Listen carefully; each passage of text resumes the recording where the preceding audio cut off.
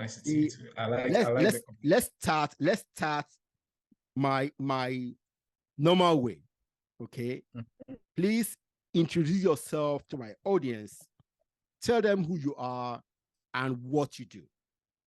Okay, so my name is Selasie Gomado. I'm Ghanaian and I am 27 years of age. I currently own an art agency and collective called Artemartis, which has been in existence since 2018. I wear many hats, but currently my main focus is on creative direction. Okay. So my title in the company is creative director, but I'm also the co-founder of the company. Yeah. So usually I find myself even Googling the meaning of creative director because in many spaces you find different definitions for it. And I usually create, plan, and deliver strategic visions for the company and the artists I work with. I also oversee projects. So I'm sort of a graphic designer, project manager, artist manager, all in one. And it's a very interesting job. As an entrepreneur, this is what they do. Okay. Exactly. You wear multiple hats. Exactly. Yeah. To grow the business. I feel like the title creative director is the best term for people like me. People who do a lot of things at once. Yeah, exactly. Yes. So yeah. So this is who I am and this is what I do. Yeah. Good. So the agency is called Artemartis, right? Artemartis. Yeah. Artemartis. Okay. ARTEMARTIS. Yeah. Very good. Now, tell us more about it. Give us the history, the growth from 2018 to now, 18. Yeah. And then tell us a little bit about what you are envisioning in the future. Oh yeah, definitely. So Artemartis started in 2018. The idea came up in 2017, just when I had finished university. I studied mechanical engineering and I graduated in 2017. So right before my national service, in Ghana, we have this national service where you have to work in a corporation for 1 year, funded by the government here. Exactly. So I had this idea due to the fact that, one, I always wanted to be an artist when I was younger. I used to be one of those kids who used to draw in their notebooks all the time and, sketch. Okay. Exactly. So I actually wanted to go into art. And I always saw myself as someone who could invent things. And my parents offered me two options. My mom offered engineering and my dad offered medicine, and I had to choose one. So I ended up choosing engineering, and that's what led me to doing that course. And the second reason is I realized that there wasn't a great market for artists in the country as at 2018. And I've always found myself coming up with business ideas ever since I was a kid. When I was in primary school, I used to do assignments for money, especially technical drawings. Exactly. And I used to do assignments for money.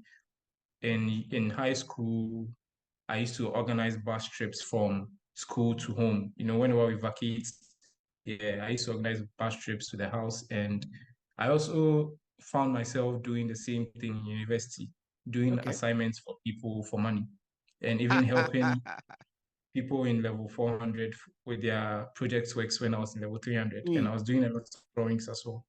Exactly. So with Artemartis, what I wanted to do was I wanted to create a space where artists could just sell their works. And it wasn't tied to any specific artist. It could be any random artist. So I met this friend of mine, Rita Lucia. She's half Nigerian, half Ghanaian. And I pitched my idea to her and she seemed interested. And we came up with an online site, an online shop basically, where we had this platform available to sell artworks. And we used to sell artworks for relatively cheap prices, and that's how it starts. Okay. Exactly. That's how it starts.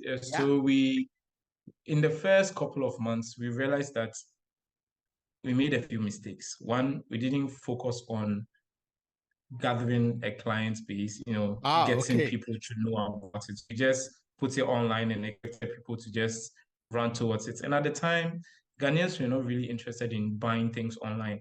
I read that a lot of online shops had just started, so Ghanaians were now adjusting to it. And even those shops used to work with wholesale goods, electrical appliances, and they were not even making as much as they do now. So I decided to pivot into organizing events because there was this lady who advised me that Ghanaians love to invest in experiences. So I asked myself how I could merge art into creating experiences for people, and we decided to start hosting local exhibitions.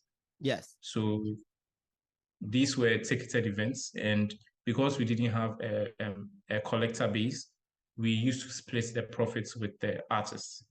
So we ran this for a while, for about 2 years, and at the end of let's say in the beginning of 2020, COVID struck and everything was a mess. Yeah, it was a huge mess. COVID.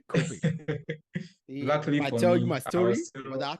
Yeah, go on. Yeah, it affected COVID is a both lot a of blessing things, and a curse. especially it did. online things. Oh yes, yeah. It really affected a lot. It also helps online business to grow. Yeah, exactly. So we didn't really have a presence in 2020. We decided to just do Instagram Live because that was the most popular thing back then. Everyone was jumping on Instagram Live, and that's the route we took. But even that wasn't bringing money; it wasn't really helping us.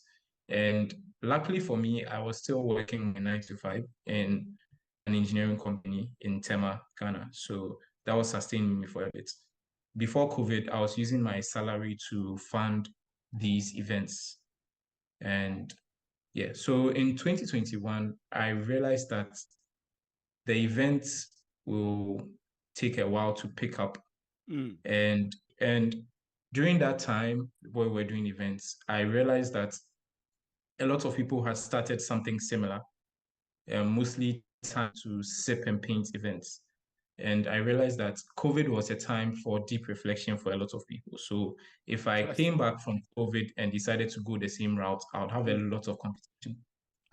So yes, I decided to pivot into fully managing artists and setting a platform that will basically be the bridge between artists and then the primary and secondary market. So in 2021, I really worked hard on it.